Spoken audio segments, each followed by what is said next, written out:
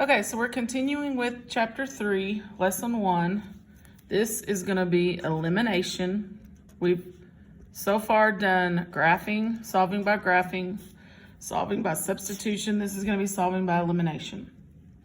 So I'm going to start with a real basic one.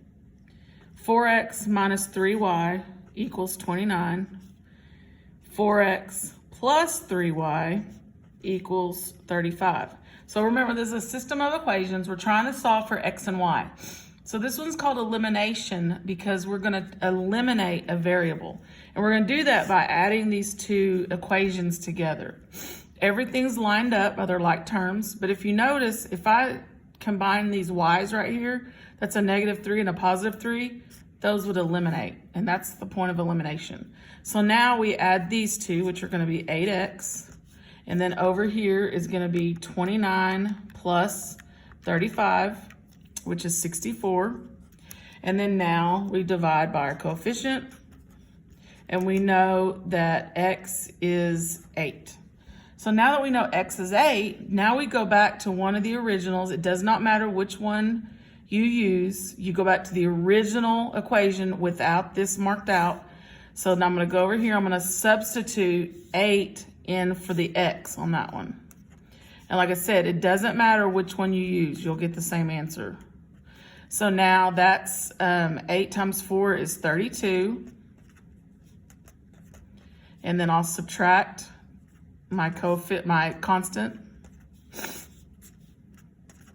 Bring my -3y down. That's going to equal -3. And then I divide by my coefficient. Y is 1. And now I've found my ordered pair. X is 8, Y is 1. So that's a simple one where we didn't have to use a multiplier. So now let's look at one where we're going to have to change the equation before we can solve for it. So let's do 8a minus 3b equals -11. 5a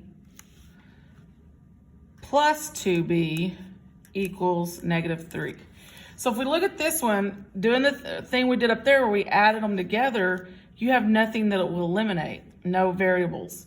But if you look at this one, you have a -3 and a +2. Remember, we need one to be a negative, one to be a positive, but we need these two numbers to be the same. So what you got to think of is, what could I multiply 3 by, and what could I multiply 2 by, so that those would be the same numbers? Well, you can multiply 3 by 2, and that means you have to distribute a 2 through all of it. You can't just multiply it by that term. Then this one, we're going to do a 3. And again, you have to multiply through the whole equation. So now we have two new equations. This one is 16a minus 6b equals -22. The second one is 15a plus 6b equals -9. And then look what we've done. We've got these two equations so that now we can eliminate b, which is what we need. So now we're going to add 16 and 15, which is going to be 31a. And then -22 and -9 is going to be -31. And then you're going to divide by your coefficient. And a is going to be -1. And then you're going to do the same thing we did above. You're going to go back.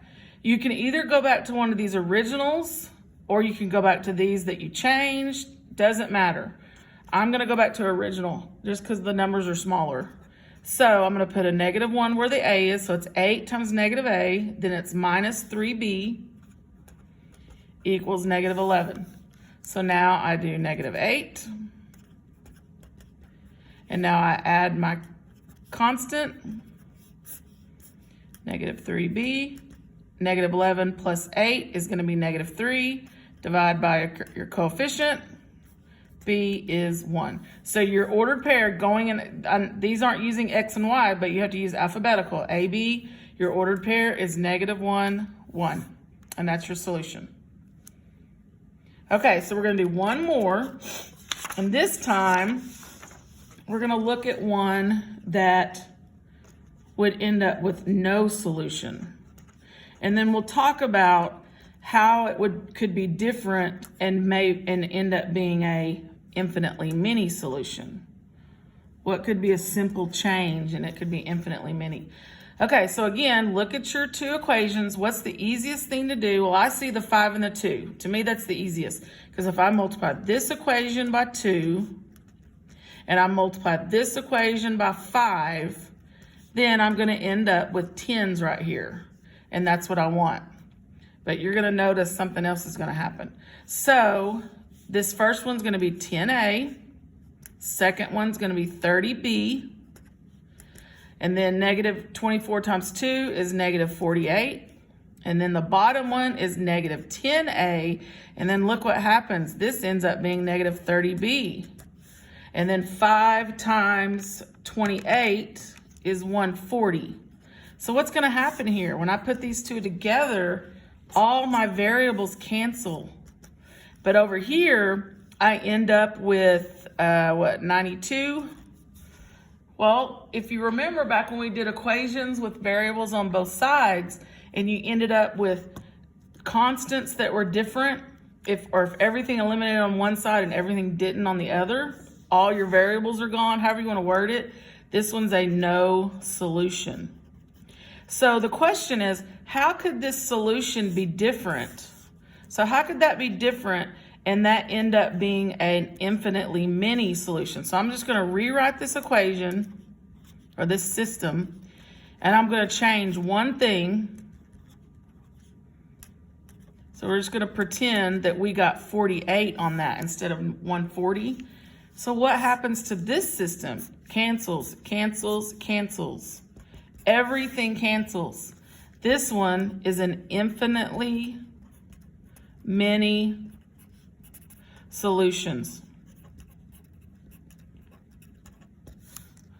So, and if you remember too, when we talked about this, when we were graphing the other day, or the video yesterday, if you have a no solution, which means, by the way, those would be parallel lines, because remember they don't cross. If you were to graph those two equations, parallel lines, no solution, which means an inconsistent. Remember that?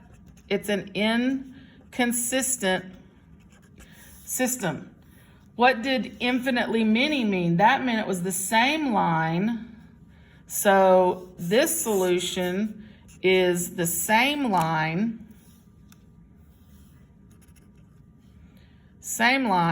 which was a consistent and dependent solution.